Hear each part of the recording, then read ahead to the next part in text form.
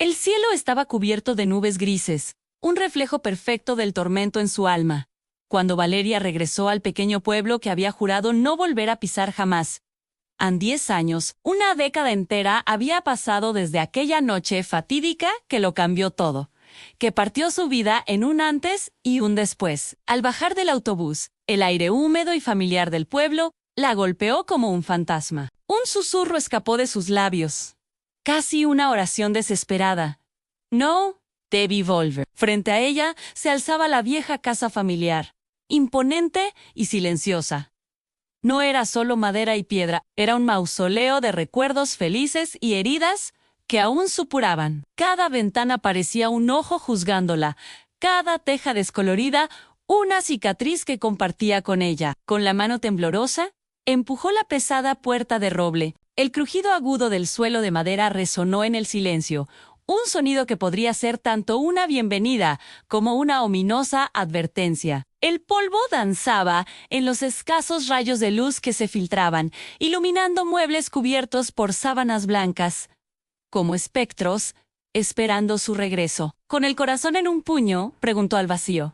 ¿Hay alguien? Su voz, frágil y temblorosa, se perdió en la penumbra de la casa. Y entonces, una respuesta llegó desde las profundidades de la cocina, una voz profunda, rasposa, cargada de años y de pena en Valeria. Su corazón se detuvo en seco. Un golpe sordo en su pecho.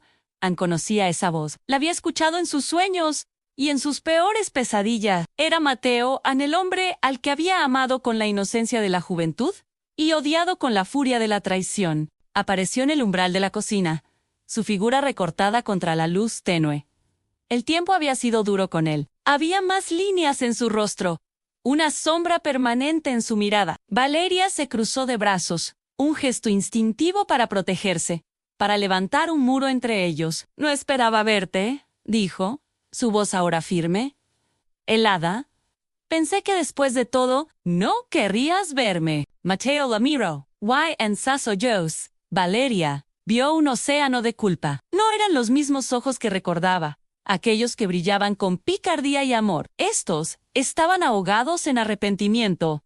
Nunca dejé de esperarte. Sus palabras colgaron en el aire, pesadas, casi tangibles. El silencio que siguió fue denso, cargado de todo lo que no se habían dicho en 10 años. Valeria tomó una respiración profunda, el aire viciado de la casa llenando sus pulmones.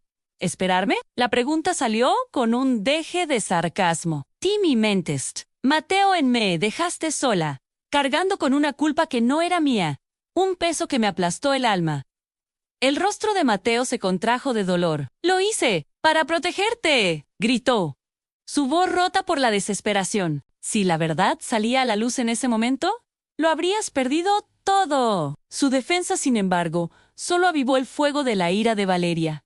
Una risa amarga, sin alegría, brotó de su garganta. «Protegerme. Lo perdí todo de todos modos. Lo perdí igual. Perdí a mi familia, perdí mi hogar, y te perdí a ti». Cada palabra era un puñal que se clavaba en él, pero también en ella misma. La verdad era que, a pesar del odio, la pérdida de Mateo había sido la más dolorosa de todas. El eco de su risa se desvaneció, dejando solo el sonido de 2 corazones rotos, latiendo en la misma habitación. Justo en ese momento de máxima tensión, una tercera figura apareció desde el pasillo. Era Lucía, la hermana menor de Valeria. Sus ojos estaban rojos e hinchados, y las lágrimas corrían libremente por sus mejillas. «¡Basta ya!», dijo con una voz sorprendentemente fuerte, temblando por el llanto. La verdad tiene que salir ahora. No podemos seguir con esto». Valeria se giró lentamente, su mirada pasando del rostro atormentado de Mateo al de su hermana. Una nueva capa de confusión y miedo se apoderó de ella. ¿Qué verdad? ¿Qué más podía haber que ella no supiera? ¿Qué secreto era tan terrible que había mantenido a su hermana y a su antiguo amor atados en silencio durante una década? Lucía no pudo sostener la mirada de su hermana. Bajó la vista hacia el suelo, como si el peso de sus próximas palabras fuera demasiado para soportar. «Fui yo», susurró, la voz apenas audible.